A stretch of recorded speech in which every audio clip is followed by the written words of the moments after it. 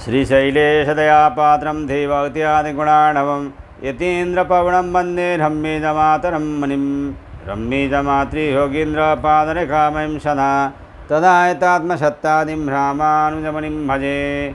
लक्ष्मीनाथसमारम्भं नाथयामुनमध्यमाम् अस्मदाचार्यपर्यन्तां वन्दे गुरुपरम्पराम्।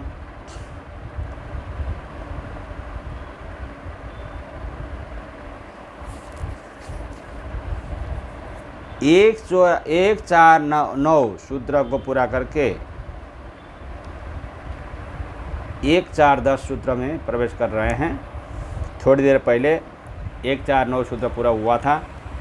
अब 1-4-10 सूत्र से सत्संग शुरू कर रहे हैं। कल्पनोपदेशाच्च मध्वादि बद विरोधः 1-4-10। कल्पना सृष्टि ही यथा सूर्या चंद्रमसो धाता यथा पूर्वमकल्पयेत् मानव 5-7 इति अस्मन्मायि सृजते विश्वमेतद्।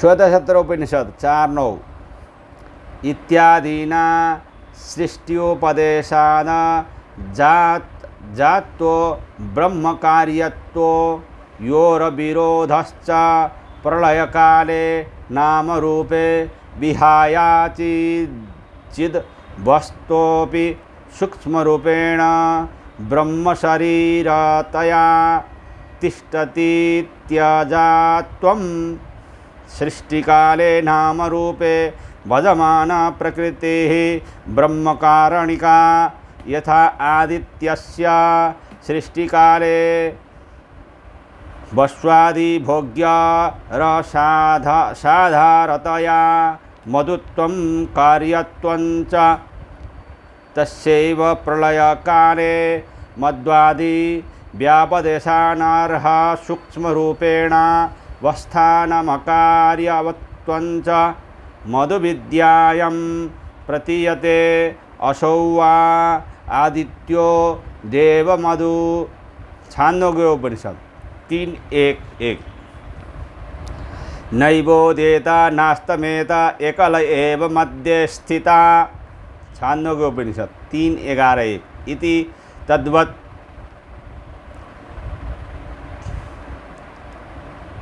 इति चमसाधिकरणम्।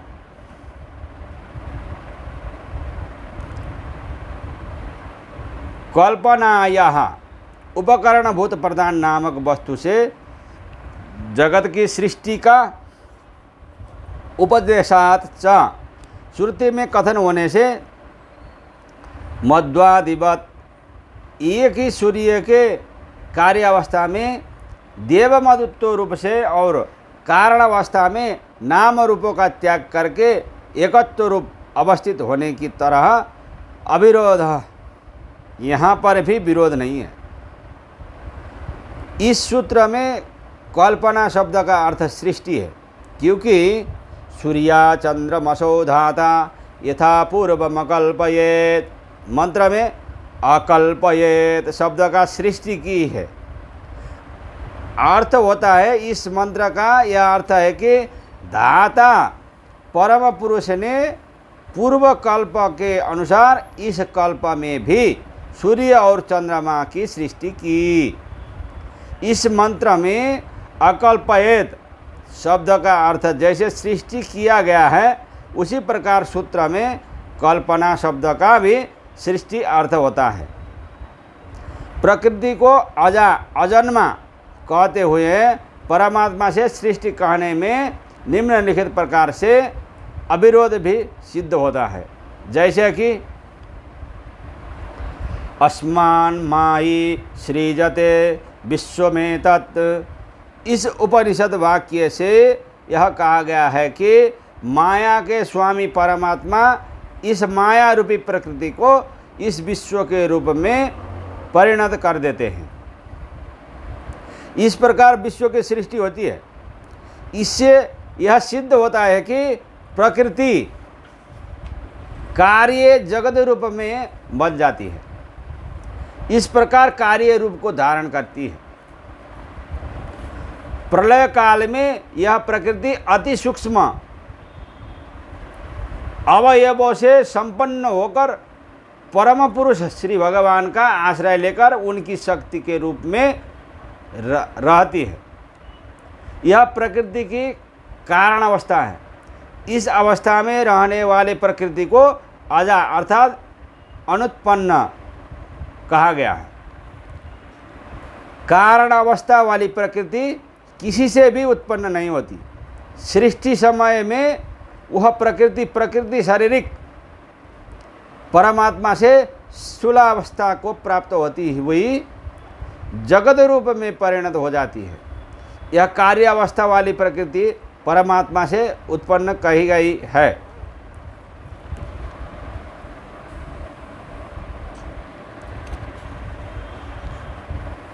इस प्रकृति में अवस्था भेद से अनुत्पन्नत्व एवं ब्रह्मजन्यत्व दोनों अर्थों का समन्वय हो जाता है।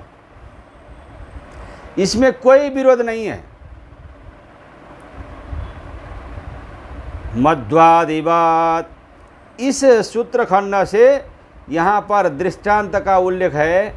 उसका अर्थ यह है कि जिस प्रकार एक ही आदित्य अर्थात कार्य अवस्था में असौ वा आदित्यो देव मधु, यह आदित्य देवताओं का भोग्य मधु है इत्यादि वचनों के अनुसार वस्वादि देवताओं के भोग्य रस का आधार होकर मधु के रूप में रहता है, तथा वही सूर्य अथ तत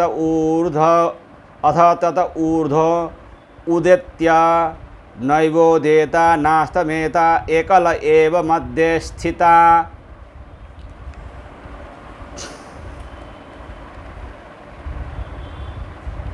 ब्रह्मा जी के दिन के रूप में स्थित कल्प के समाप्ति के बाद यह सूर्य उदय एवं अस्तमय के द्वारा प्राणियों का अनुग्रह करना इस कार्य से ऊपर उठकर अर्थात उदय अस्तमय से होने वाले प्राप्यानुग्रह से विरत होकर उदय अस्तमय को प्राप्त न होते हुए एक स्वभाव से उदासीन होकर रहते हैं इत्यादि वचनों के अनुसार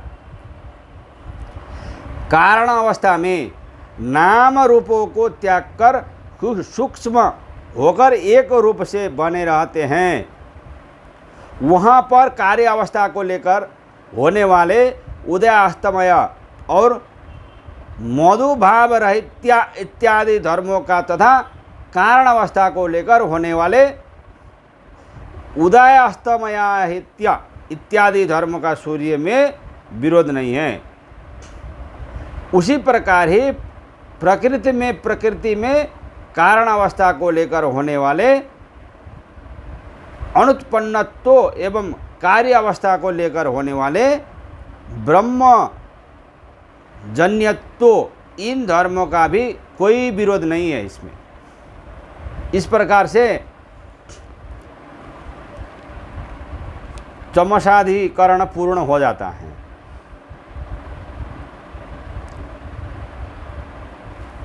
राम रामानुजा राम रामानुजा श्रीमन्नारायण राम रामानुजा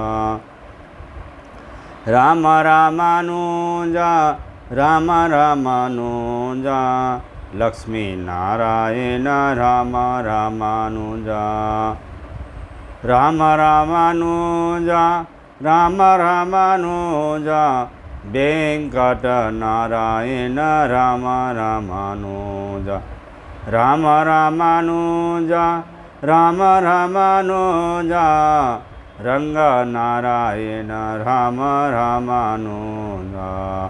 जय श्रीमन्नारायण।